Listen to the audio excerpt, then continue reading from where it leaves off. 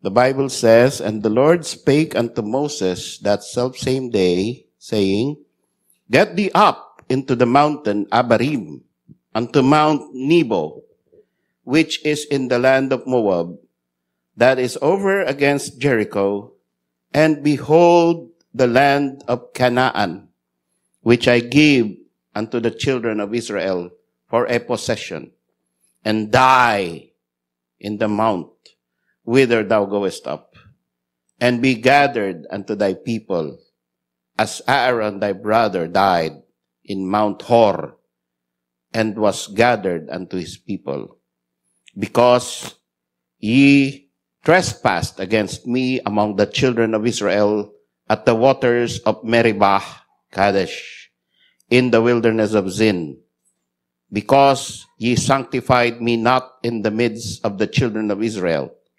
Yet thou shalt see the land before thee, but thou shalt not go thither unto the land which I give the children of Israel." Ang mensahe po natin, the exaltation of Christ in the rise and fall of Moses.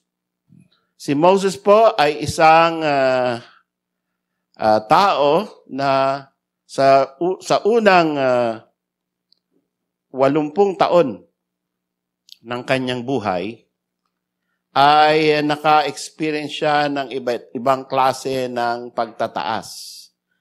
Siya ay galing sa moss, kaya siya tinawag na Moses. Siya ay galing sa bushes. Pinulot siya. Nakita siya mula sa inaanod. At dapat siya ay wala na. Dahil ang decree ng hari ay ubusin ang lahat ng male children. Subalit naawa sa kanya ang Panginoong Diyos. At hindi ito coincidence or by chance lamang na siya ay naging son of Pharaoh's daughter. Siya po ay tinaas, nalaman niya ang lahat ng kultura ng mga Ehipsyo, ng mga tao na pagano. Siya ay tinaas na maging parang prinsipe. Yan po ang unang 40 taon ni Moises. Siya ay buhay prinsipe.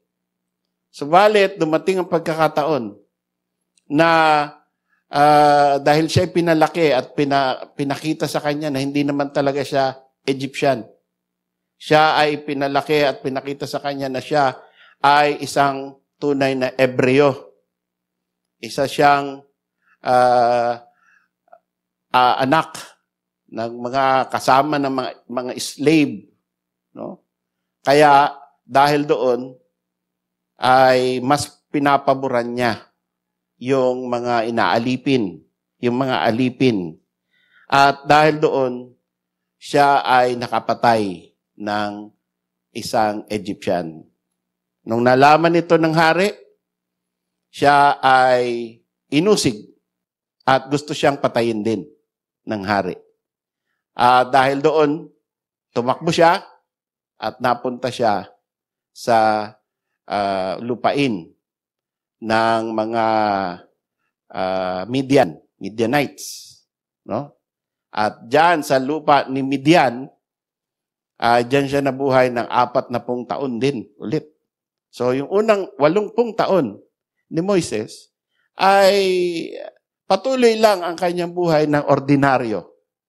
Hindi siya kilala sa bayan ng Israel. Hindi siya makapangyarihan. Wala siyang panawagan. Subalit, meron schedule ang Panginoon sa lahat ng bagay. Kaya, yun ang una nating dapat matutunan dito sa buhay ni Moises. Baka tayo, tingnan natin yung buhay natin. Baka ikaw ay nakaschedule na para gamitin ng Panginoon in a very meaningful way. Ay inineglect natin, ini-ignore natin. Kasi panapanahon tayo. Oh, I was 40 years old when I went to Saudi Arabia, and I didn't know that God's plan was to use me to become a pastor. But I was already faithful in our church. And when I went to Saudi Arabia, I was still looking how to serve the Lord, but only in an ordinary way. Not in a way that will have a pastor of a church here in Imus. Wala yan sa vision natin. Usually, pag tayo hanap ng karir, magkakaroon tayo ng vision. Diba? At yung iba nga, yung mga ibang nagiging pastor, no? Bata pa lang sila, niisip niya, someday, pag ako ay malaki na, pag ako ay gumraduate na ng Bible school, magkakaroon din ako ng isang malaking building. At ang goal ko, magkaroon ng 500 members. At maraming sasakyan. At merong children's ministry at lahat ng klaseng ministry. Yan ang ambisyon ko sa buhay ko. So, usually, dito sa ating nakikita, walang ganun eh. Dito sa Bible, walang nag-aambisyon na maging pastor eh. Kahit si Timothy, kahit si Paul, kahit si Peter, hindi lang ambisyon yan eh. Pero tinawag sila ng Panginoon at the right moment, at the right time, after certain things happened in their lives. Si Moses, ganon ang nangyari. Kaya, nung dumating ang panahon na tinawag na siya ng Panginoon out of the burning bush. At binigyan na siya ng mandate that you will lead my people Israel out of the land of bondage. Yan ay tinugon niya ng excuses. So, maaring yung iba sa atin dito ay merong kinakausap ka na ng Panginoon in a secret way in your heart. Pero marami kang excuse. Hindi pa, Lord. Meron pa akong ibang gagawin. Meron pa akong ambisyon. Meron pa akong iniisip para sa sarili ko. Meron akong ibang plano. Hindi siguro ako tinatawag ng Panginoon. Meron pang dapat mangyari. Yan. Meron akong mga kinakausap na, no? Ano pa ba ginagawa niyo sa buhay niyo? You are already senior. You are already skilled to stand up. Napatunayan mo na, yung mga anak mo ay graduate na. Napatunayan mo na yung sarili mo. Meron ka nang nakastock na pera na kahit di ka magtrabaho, ikaw ay mabubuhay. Ano pa ba ginagawa mo? Ano pa ba iniintay mo signal sa Panginoon? So may mga ganyan na nasa estado ka na ng buhay na malapit ka na mag-fade away, pero ayaw mo pang tugunin yung pag-go up. Fade away, years old ka na eh. No?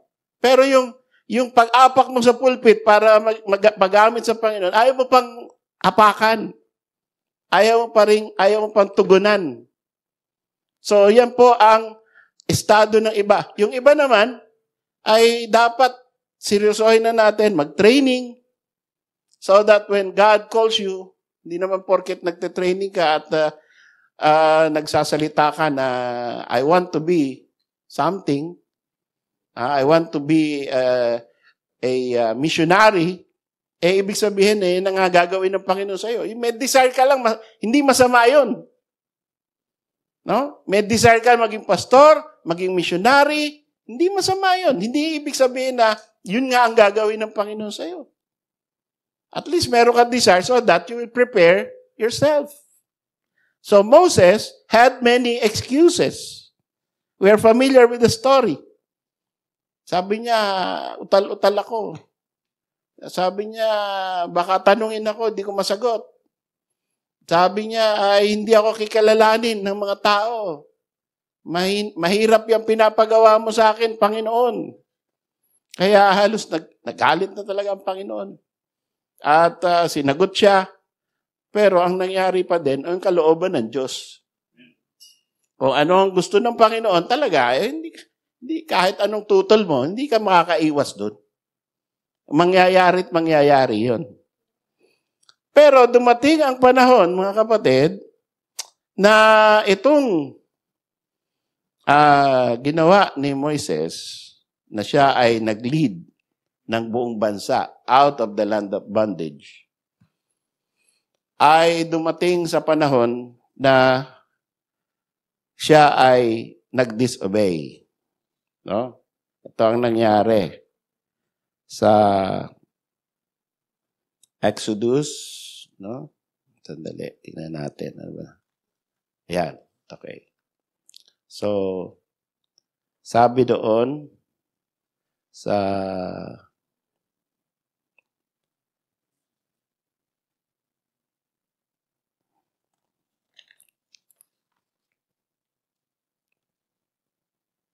Deuteronomy chapter 3, verse 23.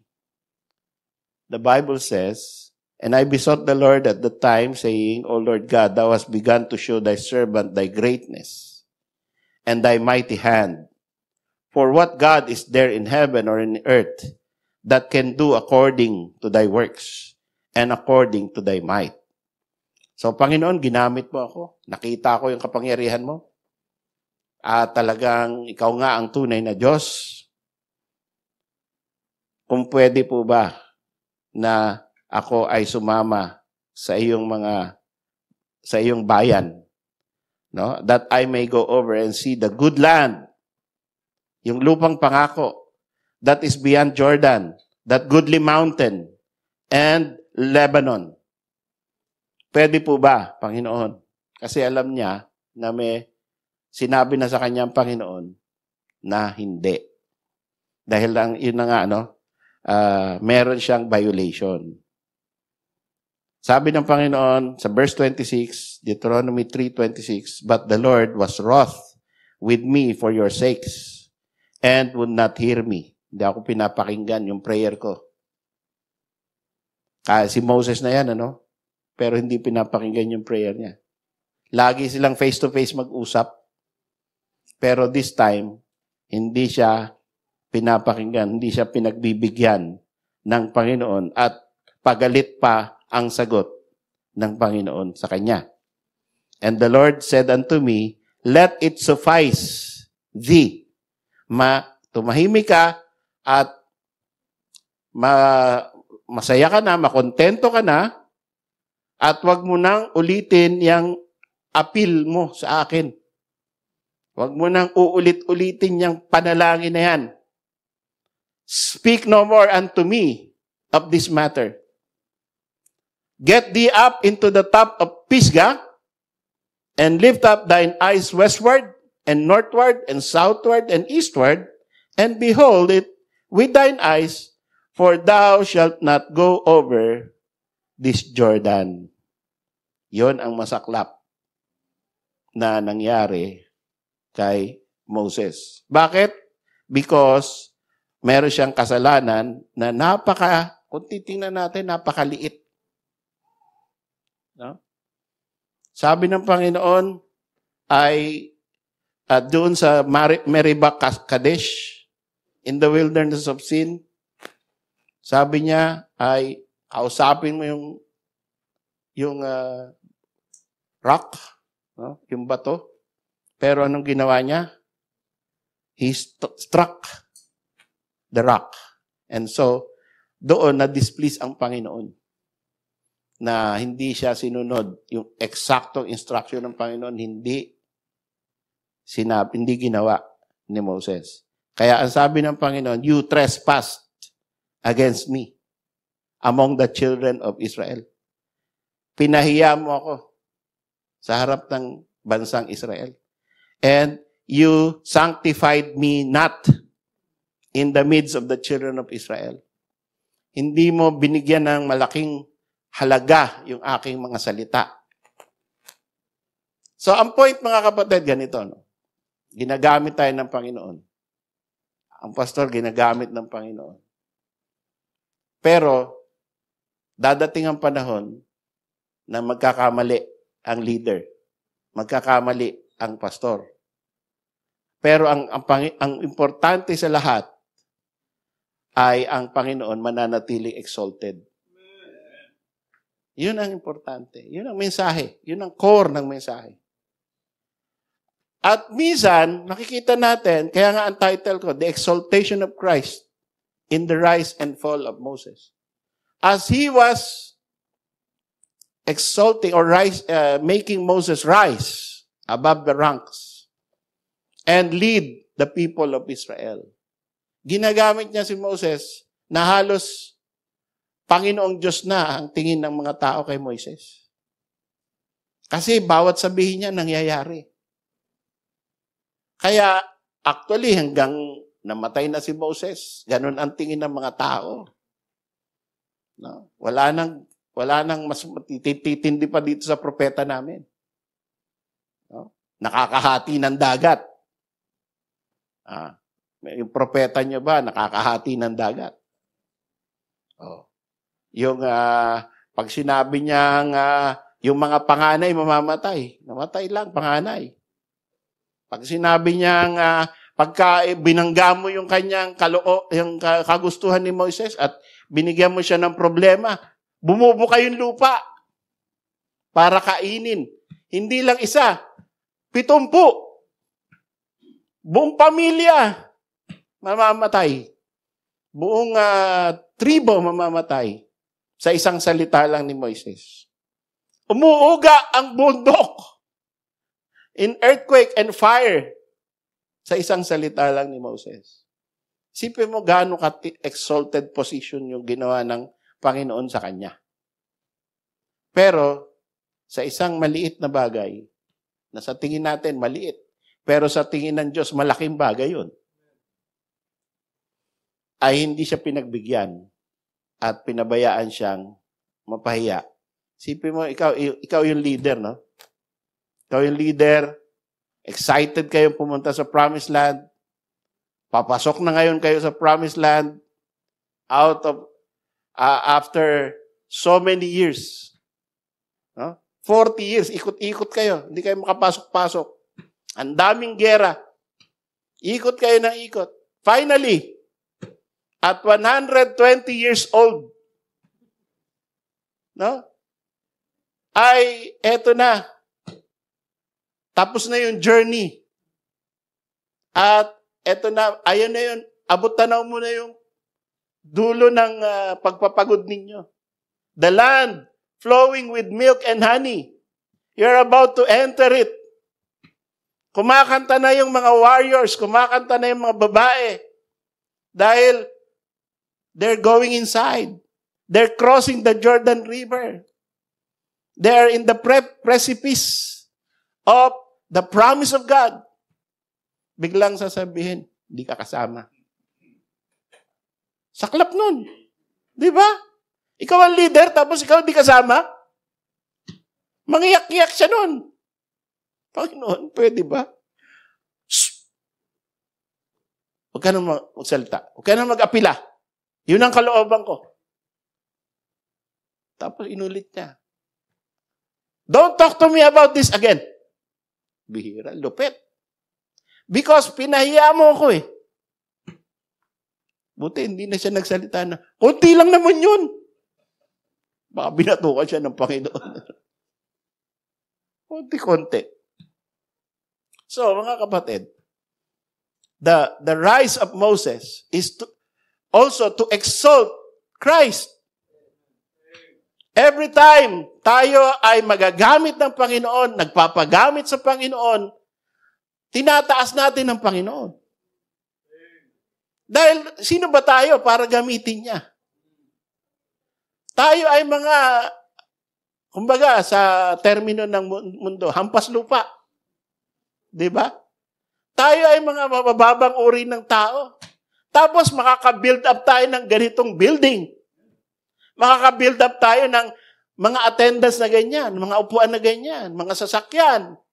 Tapos meron tayo mga mission, di pa tayo tapos. We are just beginning. The Lord is not finished with that yet. And hopefully there will come a time that we will have a progressive children's ministry and Bible studies everywhere. and our vehicles going everywhere with megaphones, shouting, "Believe on the Lord Jesus Christ, and thou shalt be saved." Lahat ng mga kalalakihan active. Nagiging mga pastor sa lahat ng lugar. Nagtuturo ng doctrine of grace, ng truth. Yan po ang kayang gawin ng Panginoon dito sa lugar na ito. Subalit, huwag tayong kakayabang sapagkat kaya rin tayong ibagsak ng Panginoon. At sa pagbagsak natin, huwag tayong haangal kung tayo nagkamali.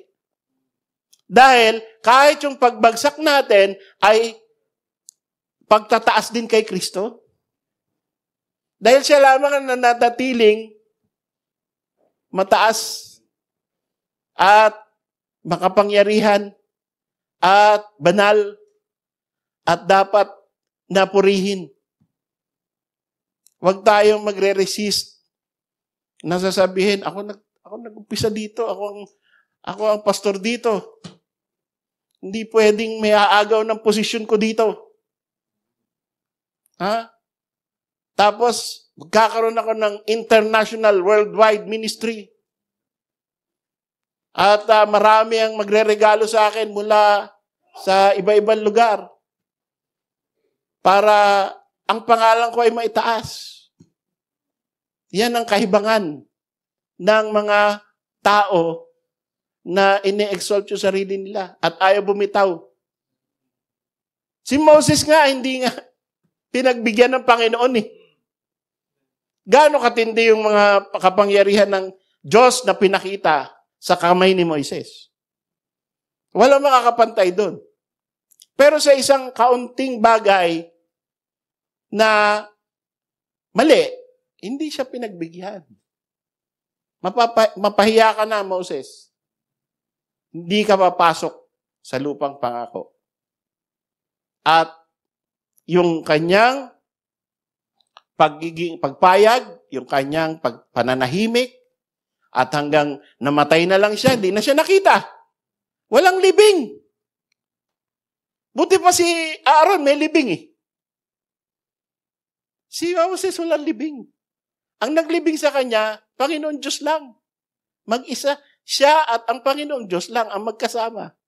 Nung siya ay namatay at siya ay nilibing. Isipin mo yun? Walang seremonya. Walang iyakan. 30 days umiyak ang mga bansang Israel nung namatay si Aaron. 1 buwan na pagtangis. Kay Moses, wala. So, yan ang tanggapin natin. Na ang Panginoon, pwede kang gamitin, pwede ka ring ibagsak. At kung ibagsak ka, dinisiplina ka, ang Panginoon ma-exalt. Manatili ka doon sa ganung attitude that God and God alone should be exalted. Let your name fade away and let nobody remember you after you have served the Lord.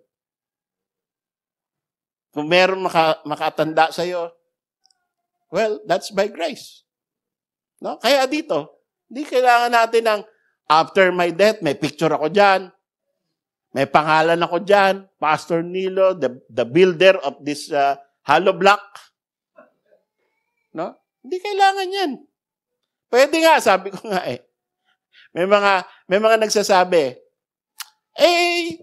pagka kasi nilagay mo yan dyan, nilagay mo yan ng hollow block, nilagyan mo yan ng kwarto, nilagyan mo yan ng ano, baka, paano yan in the future? Sabi ko, di sirain.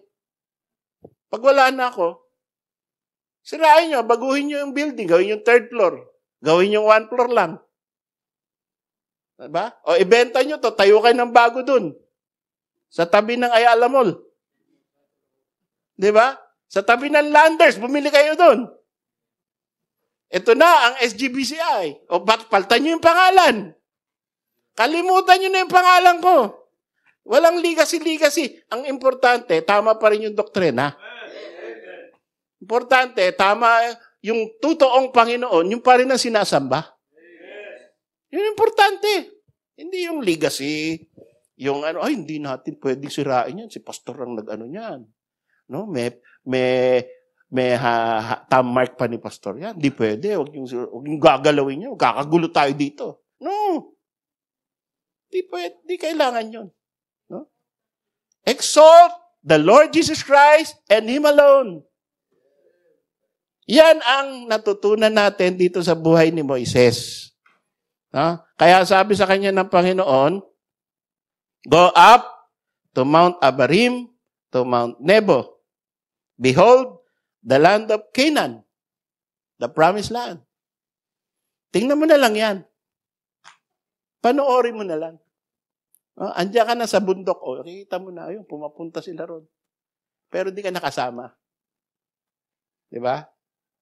Punta ka na lang doon. Tapos, anong gagawin ko ron, Panginoon? Mamamatay ka na ron. Go there and die in the mount whither thou goest up. Sipin mo instruction ng Panginoon doon. Mamatay ka doon. Ha? Mamamatay? Kagaya nung kamatayan ni Aaron, kapatid mo. Kasi pareho kayong dalawa eh. Di nyo ako in-exalt, di nyo ako in-sanctify. Pareho kayong kasalanan ng kapatid mo eh. Nauna na yung kapatid mo, susunod ka na. Ha? Bakit sa bundok? Ba't hindi dun sa mamatay sa gitna ng mga tao para meron man lang, Moses, mahal ka namin. Itong ating pastor, si Moses, ang pinakamagaling na propeta. Walang ganon, Panginoon. Wala. Mag-isa ka mamamatay. Di ba? Because you exalted me, ako lang dapat mataas dito, sabi ng Panginoon eh. Dapat siya lang. Dito sa church, ang may-ari, si Kristo. Ang pinupuri, si Kristo. Ang importante, si Kristo. It's not about you. It's not about me. It's about Christ. Yan ang exalt, siya ang exalt natin. Well, you can only talk about me in a way, ito yung tinuro ni Pastor, pag-aralan natin. Diba? I don't have infallibility, mga kapatid. You can review the teachings and then study it using the scriptures of God. And hindi porket sinabi ko, kailangan nyo na yung panghawakan natin. Kung mali, di mali. Diba? Yan, 1689, kita nyo. Di naman natin 100% sinusunod. Pero, marami silang natulong sa atin para ma-establish yung faith natin. Ganun lang yun. Hindi infallible yung gumawa ng 1689, 1644, at yung New Hampshire Baptist Confession of Faith, yung Philadelphia Baptist Confession of Faith, yung mga confessions of faith na yan, yung bylaws natin, hindi infallible yan. They are just guide. What is infallible? The Word of God. Yan ang ating guide sa ating faith and practice. At sabi, I gave the land of Canaan to the children of Israel for possession. Yan ang sabi ng Panginoon, no? Sabi, behold the land of Canaan which I give unto the children of Israel. Sino nagbigay? Si Moses ba? Hindi. God gave it to them. Actually, matagal nang nakaschedule yan na ibigay ng Panginoon. Panahon pa ni Abraham. 400 years ang lumipas. Dahil hindi pa puno ang salop. No? Wicked na yung mga tao sa Kanaan. Doon nakatira sila, nakasquatter sila doon sa lupa ng Panginoong Diyos. Itong Israel na to, itong nakikita natin ngayon na pinag-aagawan ng mga Palestinians. Lupa ng Panginoong Diyos yan. At ang nauna dyan ay yung anak ni Kanaan. No? Na yung Kanaan, yun yung anak ni Ham. Sila nauna. Mga Canaanites. Nag-enjoy sila sa lupa na yan. Alam niyo, may mga certain kind of land na hindi mo maintindihan, no? Na napatakan lang ng papaya, tutubo na. Napatakan lang ng kahit anong tumutubo, lumalaki ang lago. No? Kagaya nung papaya ni Luz dyan sa may kanal dyan. Nilagay niya lang, hindi niya inaalagaan, lumalaki. After 1 year, kukuha na kami ng pantinola dyan. Diba? May mga ganon na maganda talaga ang klaseng lupa. The land flowing with milk and honey. Yung mga hayop na kumakain doon ay lumalaki at malulusog. So that is the condition of the land of Canaan. Na dahil they are wicked, pero not enough, sabi ng Panginoon, Abraham, after 400 years, your children will possess this land.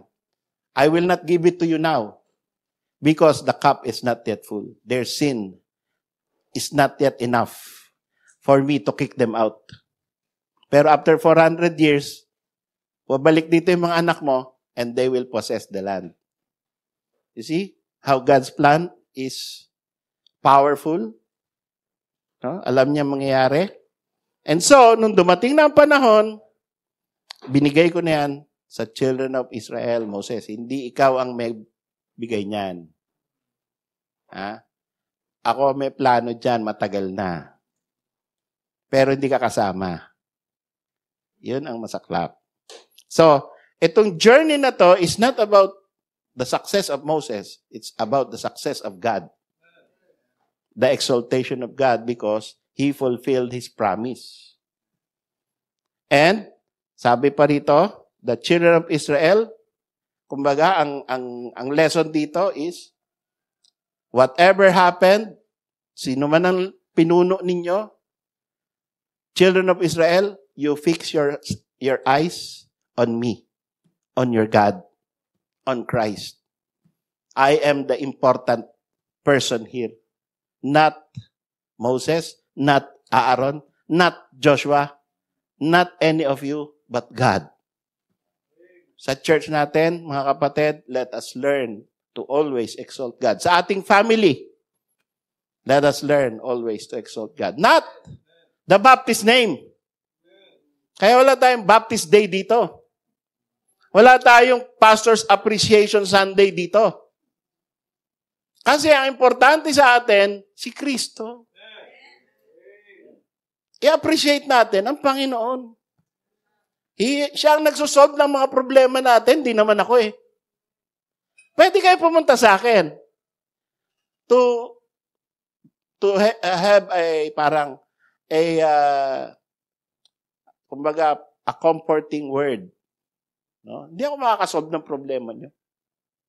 Pero pwede kayo pumunta na have a hearing ear. Pastor, ganito nangyayari sa buhay ko.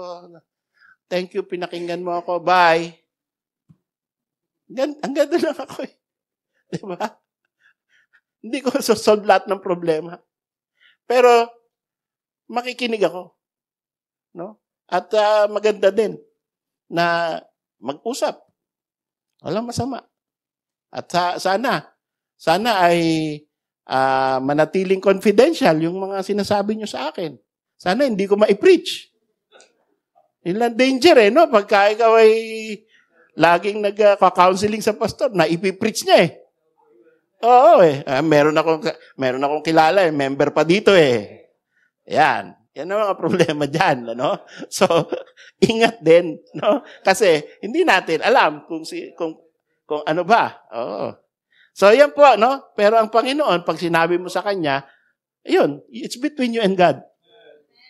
Diba? Kaya, unahin natin ang Panginoon sa ating mga problema sa buhay. Now,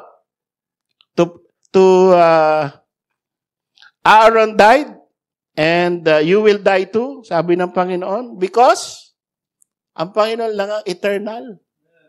Siya lang ang hindi namamatay. Sabi ng Panginoon, di ba, I am alive forevermore. And siya ang may kapangyarihan to give eternal life to whom He will. Kaya, lapit tayo sa Kanya. to have everlasting life. Pero siya lang talaga yung by nature, from eternity to eternity, alive forevermore. So, mamamatay tayo, magfe-fade away ang pangalan natin, pero ang Panginoon dapat manatiling exalted. He wants to be sanctified, and He does not want na babaliwalain yung instructions niya. There was a time, in the time of Moses, na talagang masyadong strict. No? Masyadong strict. Pag nag-violate ka, may kalalagyan ka. That was the time of the law, where physical death is almost certain to those who displease God. Praise God. Sa ngayon, it is a time of grace. Na madami tayong violation din eh. Sa buhay natin, pero hindi tayo namamatay. Diba? Hindi tayo pinapatay agad ng Panginoon sa mga kamalian natin. Eh, isipin mo na lang, kung ganun pa rin ang trato niya kay Moises, at kay Ananias and Sapphira, ganun pa rin tayo ngayon. Maubusan tayo agad ng member. Wala matitira sa atin. Pastor, namatay na si Ay, sumalangit daw. No? Di ilan na lang ba tayo, Sister Shine? Ilan na lang ba attendance? 20 na lang po. After one Sunday, may namatay na naman. Bawas-bawasan nyo naman pagkakasala nyo para tayo. No? Magkaroon naman tayo ng attendance na maganda-ganda. Lagi may namamatay. Kasi may nagkakamali lagi. No? So, grace ngayon. No? Kaya, may mali ka, may chance ka pa, humingi ka tawad sa Panginoon. Sa ngayon, God is a God of second, third, fourth chance. No? Pwede tayong bumalik sa Panginoon at patawarin ng Panginoon at bigyan ng panibagong ministry. No? So, yan ang estado natin ngayon. So, ang problema natin, nagpapagamit ka ba? Yun ang problema natin. No? Na, it's your time. It's your time to be used of God. But, are you able? Are you willing? And are you joyful in serving the Lord, your Master? Tayo po ay tumayo.